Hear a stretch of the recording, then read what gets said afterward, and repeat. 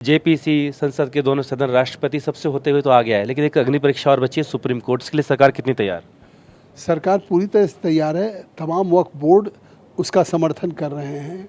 तमाम और याचिकाएं आई हुई जो उसका समर्थन कर रही हैं और उन याचिकाओं पे अगर सुप्रीम कोर्ट डाली है, सारे विपक्ष में होड़ लगी हुई है।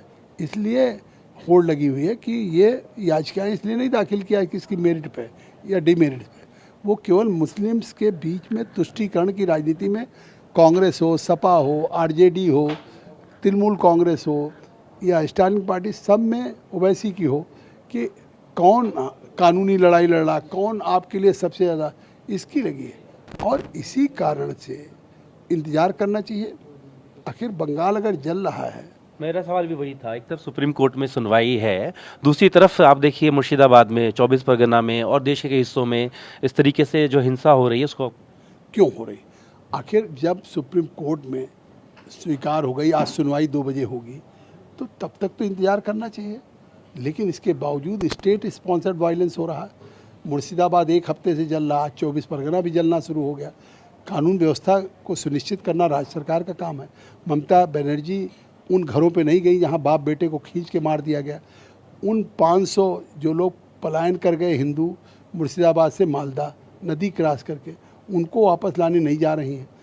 कलकत्ता में बैठ करके अगले साल के चुनाव के लिए इमाम से और मौलानाओं से मिल रही। तो इससे साफ है कि वो मुस्लिम को वोट बैंक समझ के तुष्टीकरण कर रही है। आप कह रहे हैं तुष्टीकरण कर रहे हैं, लेकिन वो साफ तौर पे कह रही हैं कि देश में भले ही लागू हो गए, पश्चिम बंगाल में नहीं होने देंगे।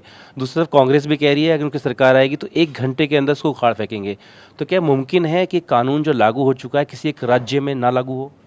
देखिए, ये लॉ ऑफ द लैंड है पूरी कंट्री के लिए, क्योंकि दोनों पार्लियामेंट से है। देश के लिए कानून बनाने का अधिकार लोकसभा राज्यसभा को है, और लोकसभा राज्यसभा के जनप्रतिनिधियों को है, जिसमें तृणमूल कांग्रेस के भी सांसद थे। जॉइंट पार्लियामेंट्री कमेटी के मेंबर भी कल्याण बनर्जी थे, उसमें भी 6 महीने एक्सरसाइज किया। तो ये कानून लागू होगा। अब ये केवल मुसलमानों को संदेश दे रही हैं, उनके भावनाओं के साथ खिलवाड़ कर रही हैं कि हम नहीं लागू होने देंगे। लेकिन मैं कह रहा हूँ कि अगर कांग्रेस कह रही कि हम 1 घंटे में, तो ये मुंगेरी लाल के हसीन सपने देख रही ना।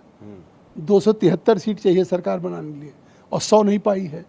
तो अब इस तरह के बयान दे करके लगता है भविष्य में आएगी तो भविष्य की बात है। तो जब भविष्य की बात है तब होगी। लेकिन आज आप ये कह के क्या कहते हैं कि आप में, ममता में, अखिलेश में होड़ लगी है। इस बात की होड़ लगी है ना कि कौन मुसलमानों के ज़्यादा हिमायती है। तो अब सर ये बताइए आप कि ये कहा जा रहा है कि जेपीसी में जब बातें रखी गई थी, विपक्ष को आप लोगों ने सुना नहीं, ढंग से समय दिया नहीं, बहुत जल्दबाजी में कानून लेकर आ गए। हमें जब से आज़ादी हुई है, 1952 से पार्लियामेंट बनी है, किसी जॉइंट पार्लियामेंट्री कमेटी का इतिहास बता दें कि 113 घंटे बैठक हुई हो, 38 बैठकें हुई हों 5 महीने में, जो साल भर में नहीं हो सकती। देश के 284 डेलीगेशन से मिले, All India Muslim Personal Law Board, Milli Council, Jamiat Ulama Hind, ज़कात फाउंडेशन, इस्लामिक स्कॉलर्स, पसमानदा समाज और Rashtriya Muslim Manch, Islamic scholars, former जजेज, लॉयर्स, प्रोफेसर्स, पूरे देश में हम गए। बंगाल में गए, महाराष्ट्र में गए, उड़ीसा गए, यूपी गए, बिहार गए, असम गए, कर्नाटका गए, तमिलनाडु गए, गुजरात गए। तो अब इसके बाद ये जल्दबाजी है। देश में इससे ज़्यादा किसी कानून बनाने में की प्रक्रिया में जॉइंट पार्लियामेंट्री कमेटी ने इतनी बैठकें नहीं की हैं जब से देश आज़ाद हुआ। इतना विचार, इतना मंथन, इतने स्टेक होल्डर्स, देश का कोई नहीं कह सकता, कोई मुस्लिम ऑर्गेनाइजेशन, कि हमें न बुलाया गया हो, 3 घंटे से कम न सुना गया हो। इतने एग्जॉस्टिव डिस्कशंस के बाद ये पार्लियामेंट में आया। फिर पार्लियामेंट में भी 12-12 घंटे हुए। कौन से विधेयक पर 2 घंटे 3 घंटे ज़्यादा चर्चा होती है? इससे साफ है कि सरकार भी और स्पीकर साहब ने भी विपक्ष के सबको मौका दिया, जो भी बोलना चाहते थे। तो इतना किसी कानून पे पार्लियामेंट में भी कभी डिबेट नहीं हुई। तो अब इसके बाद इसको कहें जल्दबाजी में आया हुआ, तो ये सारी केवल एक राजनीति है। अन्यथा जिस तरह से ये कानून को ट्रांसपेरेंट ढंग से बनाया गया है, किस लिए बनाया है, इसमें सरकार को क्या फ़ायदा होना?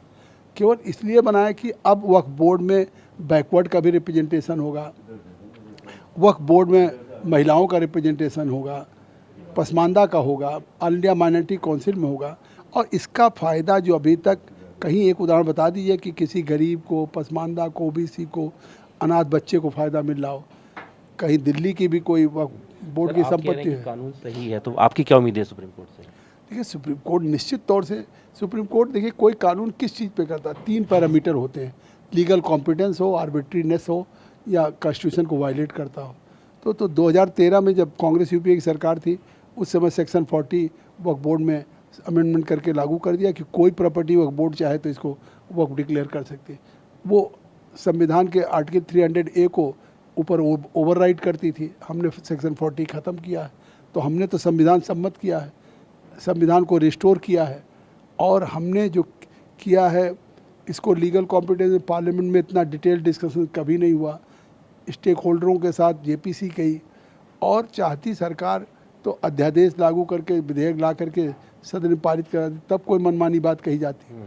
इसमें तो 6 महीने इस कानून में देश भर के लोगों को सुना है।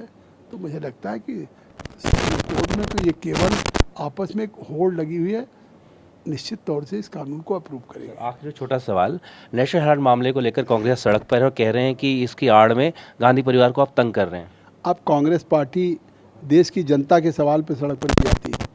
अब कांग्रेस पार्टी केवल गांधी परिवार के भ्रष्टाचार, अब बताइए अगर एसोसिएटेड जनरल लिमिटेड की दिल्ली की प्राइम प्रॉपर्टी में जहां नेशनल हेराल्ड निकलता रहा हो, बहादुर शाह जफर मार्ग पे, कैसर बाग में, लखनऊ में, कोलकाता में, मुंबई में, चंडीगढ़ में 2000 करोड़ की प्रॉपर्टी जो एसोसिएटेड जनरल लिमिटेड की थी जंग आज़ादी में, उसको एक यंग इंडिया बना करके और उसकी पूरी 2000 करोड़ की प्रॉपर्टी ट्रांसफ़र कर लिया।